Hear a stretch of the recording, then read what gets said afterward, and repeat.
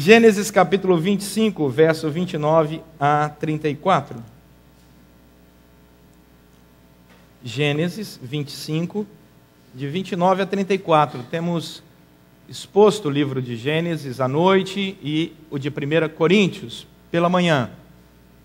Gênesis capítulo 25, do verso 29 ao 34.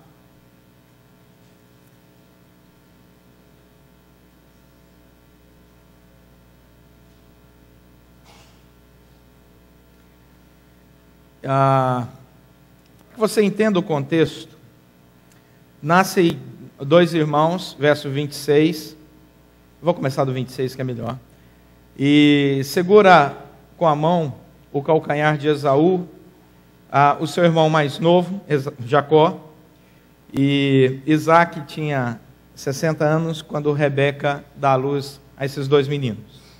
Crescem então esses dois meninos, Esaú e Jacó. Esaú saiu perito caçador, diz o verso 27, homem do campo. Porém, Jacó era um homem pacato que habitava em tendas. Verso 28, de Gênesis 25.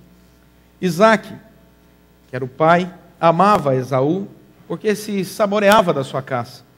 A Rebeca, a mãe, amava a Jacó. Tinha Jacó feito um cozinhado, quando esmorecido veio do campo Esaú.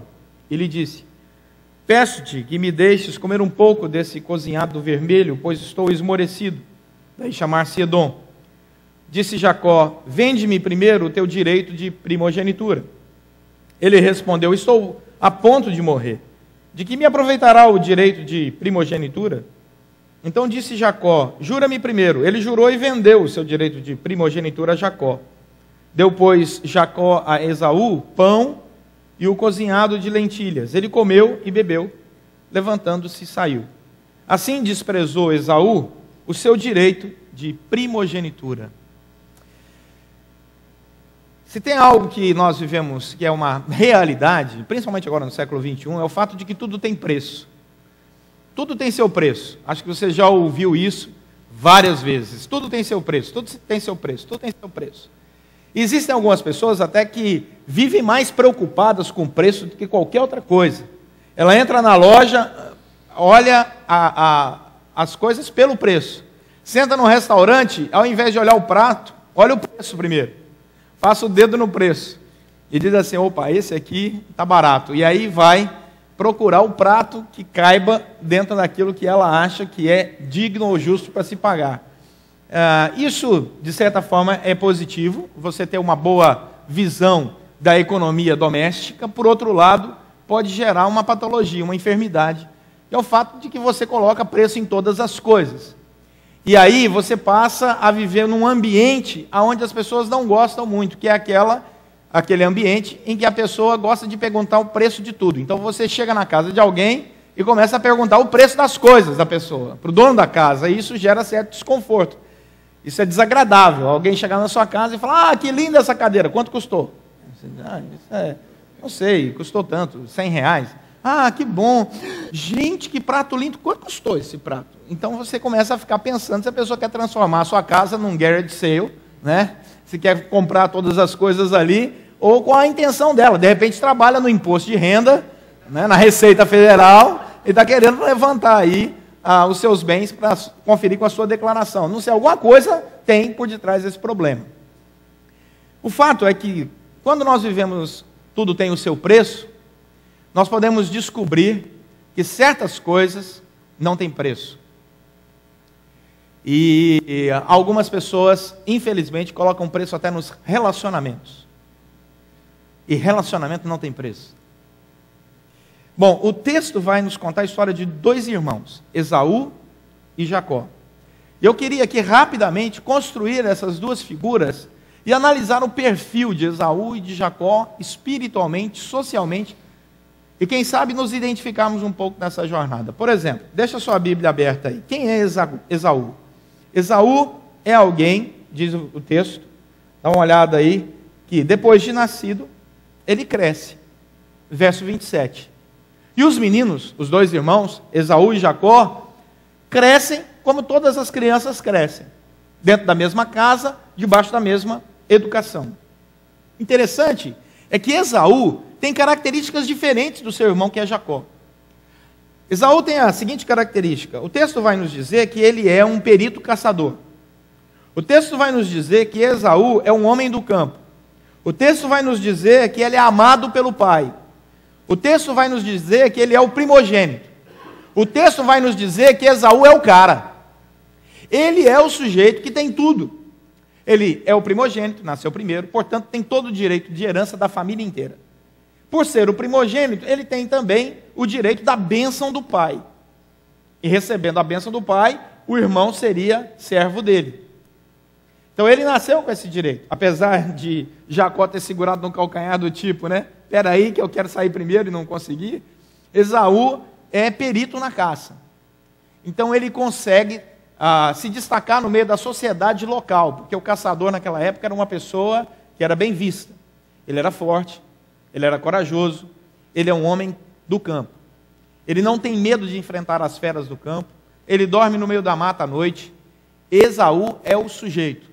Esaú é o tipo do homem que, quando chegava numa festa, musculoso, trazendo uma caça nos ombros, as mulheres olhavam e falavam: quero casar com esse homem. Por outro lado, você encontra um Jacó. O texto vai dizer que Jacó não é amado do pai, mas é o filhinho da mamãe. E aonde é que você vai encontrar Jacó? Dá uma olhada no texto. O texto vai dizer que Jacó, versículo 29, está na cozinha. Nada contra quem vive na cozinha. Muito pelo contrário, hoje em dia os chefes de cozinha estão famosos e são homens, valorosos. Mas naquela época, essa não era a realidade daquela sociedade. O homem na cozinha, naquela época, naquela sociedade, era uma pessoa dada às coisas do lar. Ele não era tão corajoso como aquele que vai ao campo. Ele não era tão impetuoso como aquele que enfrenta os animais selvagens. Não estamos colocando em dúvida nenhuma a sexualidade de Jacó. Só a opção profissional dele. Os irmãos entenderam? Amém? Porque para descambar por aí é fácil, né? Mas não é o caso. Ele vai se casar, vai ter filhos, e vai ser uma pessoa muito bem sucedida, sem problema algum. Mas acontece que ele tem uma personalidade diferente de Esaú. Os dois são irmãos. Verso 32. A gente olha para Esaú e encontra em Esaú o homem que é o símbolo do hedonismo mais puro. Ele é imediatista, diz o versículo 32, ele é exagerado e ele não valoriza aquilo que veio como dádiva do Senhor para ele. Quando Esaú chega, faminto, de uma jornada de caça, ele é tão exagerado que ele olha para o seu irmão cozinhando ali um prato de lentilhas e diz para ele: eu estou a ponto de morrer de fome. Eu sei que você nunca disse isso. Mas no caso de Esaú, encontramos essa narrativa aqui. Hoje pela manhã, nós tivemos um caso clássico desse lá em casa. Eu disse isso. Né? Esaú é assim, exagerado. Ele está morrendo de fome. Esaú diz assim: eu estou morto de fome. Mas ele é tão exagerado e ele é tão dado ao prazer imediato que ele abre mão do direito de primogenitura. Olha o que diz o versículo 32. Ele não se importa com algo que Deus havia lhe dado. Ele não nasceu primeiro por acaso. Ele não faz parte de um povo qualquer. Ele faz parte do povo de Israel, do qual o Senhor tinha projeto. Ele sabia disso, mas ele menospreza isso. Ele menospreza o relacionamento com Deus. Ele menospreza o projeto de Deus para a vida dele. Ele menospreza a intenção de Deus para a sua história. Ele não se interessa. O que interessa para Esaú é solucionar a sua fome imediata. Ele está com fome, ele quer comer, ele diz que está morrendo de fome. E quando o seu irmão diz a ele: eu posso até te dar esse prato de lentilhas, mas vamos fazer um negócio. Coisa muito difícil no diálogo judaico, mas acontece. Está aqui, vamos fazer esse negócio. Eu te dou o prato de lentilhas, eu te vendo e você me vende pelo direito de primogenitura. Ele não valoriza isso. Porque quem vive o hedonismo, quem vive pelo prazer, não valoriza relacionamentos. Valoriza apenas a sua satisfação do momento. Ele pode passar por cima de pessoas, ele pode fazer do outro objeto, ele pode machucar o outro. O que interessa? Se ele está se satisfazendo, está tudo certo. Essa é a proposta de vida de Esaú. Portanto, diz o versículo 33, que a atitude dele é impensada. Olha o que diz o verso 33. Ele jurou e ele vendeu. Ele jurou e ele vendeu. É interessante porque essa atitude impensada de Esaú não traz no coração dele uma agenda diferente, porque a agenda dele é fruto do seu coração hedonista. Eu chamei essa agenda de agenda do descaso. Dá uma olhada no versículo 34. A agenda é do descaso. Ele não está nem aí para o projeto de Deus para a vida dele, para aquilo que Deus tinha dado a ele como direito de primogenitura. Porque diz o versículo 34 que ele comeu, ele bebeu, ele levantou e ele saiu. A construção desses verbos no hebraico significa uma pessoa que não dá valor a nada. Os verbos usados aqui são verbos de total desprezo. Você sabe que esse texto foi escrito em hebraico. Quando eu fui analisar e traduzir esse texto do hebraico, eu fiquei impressionado. Porque os verbos usados aqui é do tipo, olha, eu não estou nem aí para o que você está me dizendo. Se fosse traduzir linguagem revista e atualizada do pastor Leonardo, seria essa. Né? Não estou nem aí. Eu vou comer, vou me levantar, vou sair e vou embora. Porque ele está se satisfazendo. Então o problema está resolvido. Por outro lado, dá uma olhada no versículo 31 e no versículo 33. Você encontra uma palavra repetida 2 vezes na agenda de Jacó. Porque Jacó é uma pessoa que refletia. E se tem uma coisa bonita na vida de Jacó, é porque ele valorizava aquilo que era chamado de a bênção de Deus. O direito de primogenitura para Jacó não é só uma questão financeira, é da própria bênção de Deus através do seu pai. Essa história vai se fechar, concluir lá na frente, quando Isaac vai morrer. E mostra o quanto Jacó valorizava a bênção de Deus através da vida do seu pai. Diz o versículo 31 que quando ele propõe a venda do direito de primogenitura para o seu irmão Esaú, ele diz: vende-me primeiro o teu direito de primogenitura. Olha o versículo 33. Então disse Jacó: jura-me primeiro. 2 vezes a palavra primeiro aparece.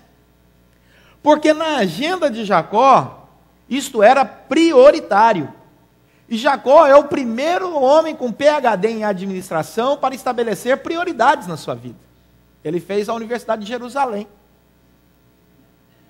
Ele estabeleceu as prioridades. Qual é a prioridade dele? A bênção de Deus. Eu sei que a bênção de Deus virá sobre o primogênito. Portanto, vende-me primeiro. Jura-me primeiro. Essa é a minha prioridade. Não tem para depois. Eu não vou colocar isso de maneira secundária. Não, olha, está aqui o prato de lentilha. 1 hora nós vamos conversar sobre o direito de primogenitura. Não. Primeiro, aquilo que o Senhor pode dar como bênção.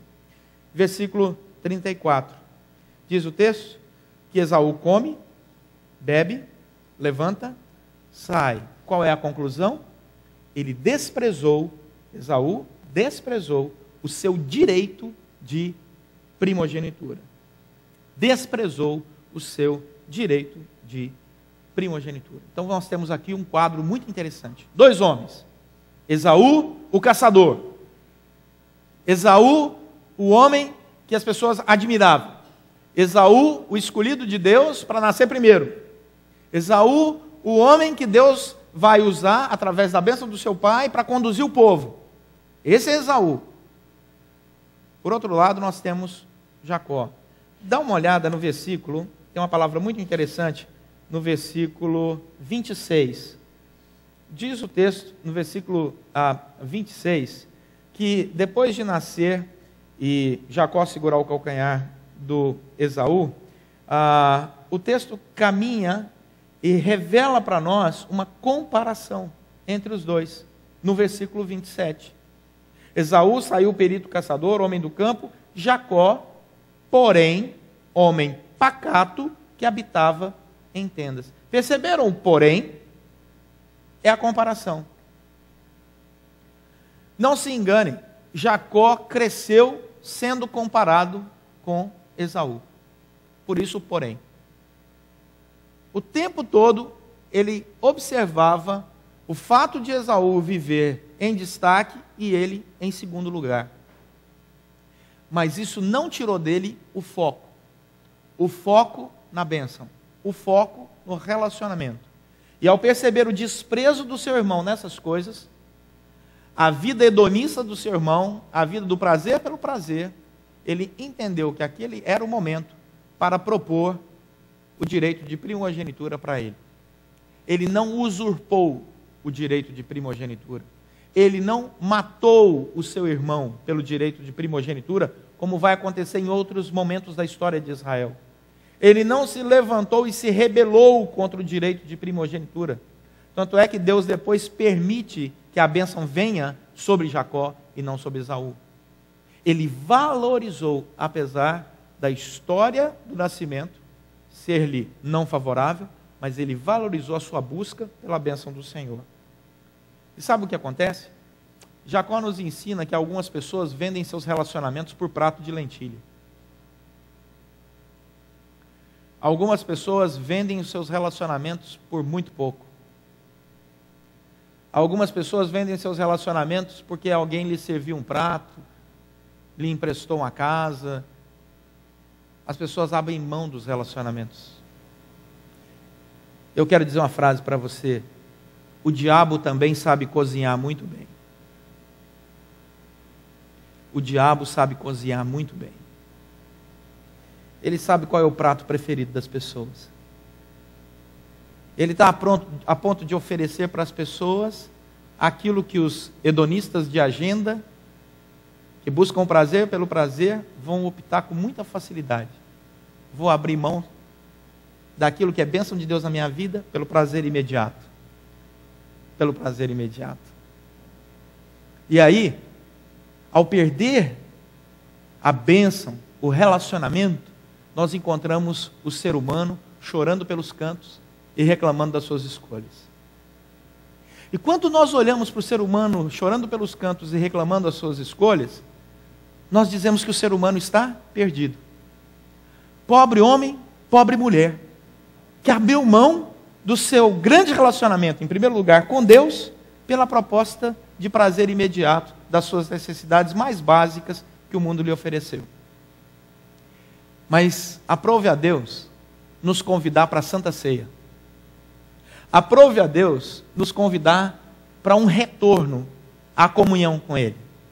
E Jesus Cristo vem. E a beleza da pessoa de Jesus Cristo e da obra de Jesus Cristo é que Jesus Cristo vem e diz assim: eu sei que você optou pelo prazer imediato, eu sei que você abandonou o meu projeto primeiro, eu sei que você se deixou vender pelas estratégias dos pratos de lentilhas oferecidos para você, mas eu quero dizer uma coisa: volta.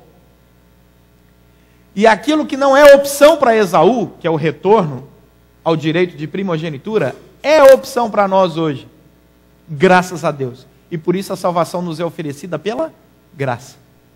Nós não temos que pagar o resgate do direito de primogenitura, porque Jesus já pagou o preço desse resgate na cruz.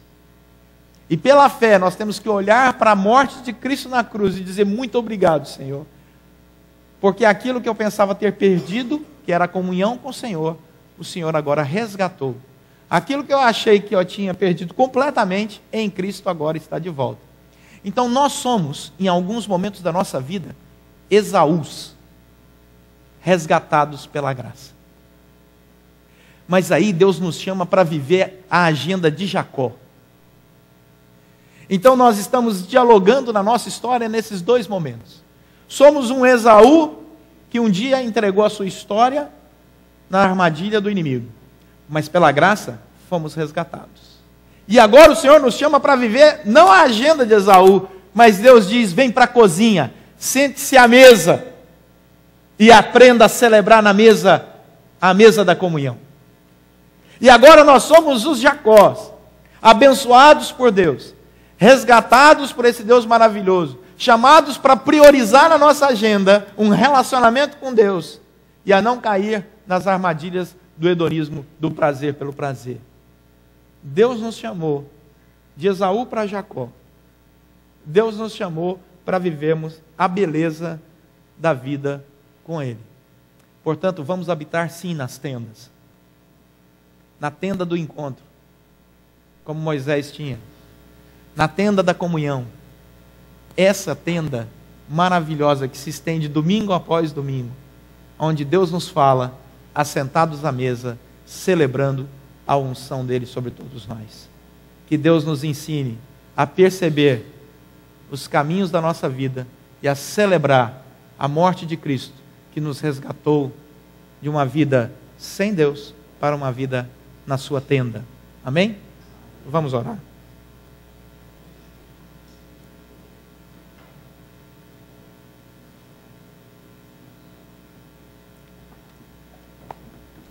Coisas têm preço. Relacionamentos não têm preço. Coisas têm preço. Pessoas não têm preço.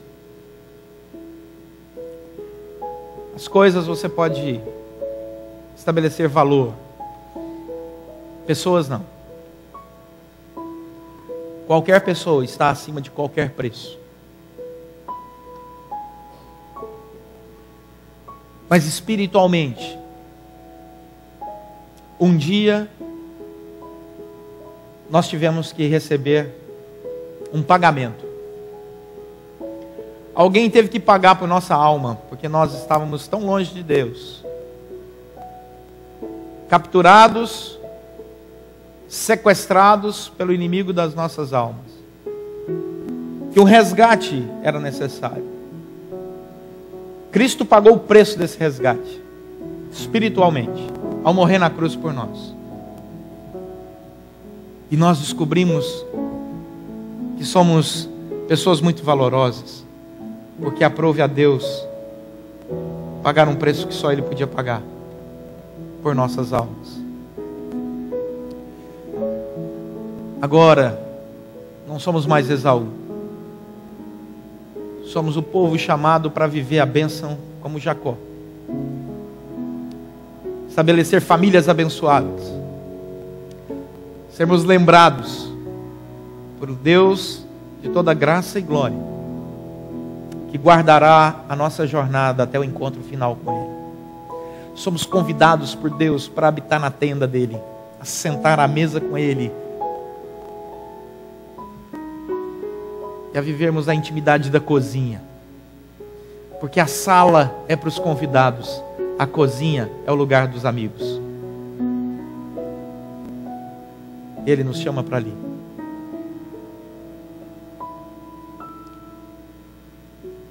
Eu queria convidar você nessa noite a orar pedindo: Senhor, me dê a agenda de Jacó. Me ensine a priorizar a tua bênção, a comunhão contigo. Esse convite é para você, e você tem total liberdade de aceitá-lo ou não. Mas eu quero te dizer que quem aceita esse convite, ver coisas espirituais maravilhosas na sua vida. Deus te chamou para essa nova realidade. Louve a Ele por isso. Senhor nosso Deus e Pai, em nome de Jesus, nós queremos te agradecer, que o Senhor nos resgatou de uma vida longe, no meio do deserto existencial, para debaixo da tua tenda. O Senhor nos tirou da fome espiritual para o banquete espiritual. O Senhor saciou a nossa sede espiritual e nos deu rios de água viva que fluem do interior. Obrigado, Senhor. Porque se um dia nós te negamos, reconhecemos que também em um especial dia o Senhor nos resgatou. E pela fé nós aqui declaramos que cremos que Jesus morreu na cruz por nós, pecadores, falhos, e que muitas vezes até colocamos preço naquilo que não tinha preço. Mas o Senhor nos abriu os olhos e nos deu vida e vida em abundância, e por isso nós louvamos o teu nome.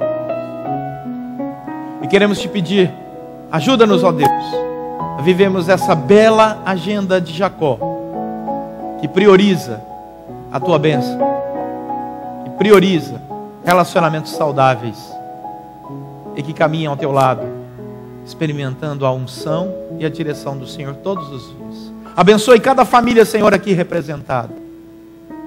Que haja a alegria de ver os frutos todos os dias daquilo que nós semeamos com lágrimas, mas que com júbilo o Senhor nos dá a alegria de ceifar, para a honra e glória do Senhor. Oramos pedindo a tua bênção em nome de Jesus Cristo. Amém.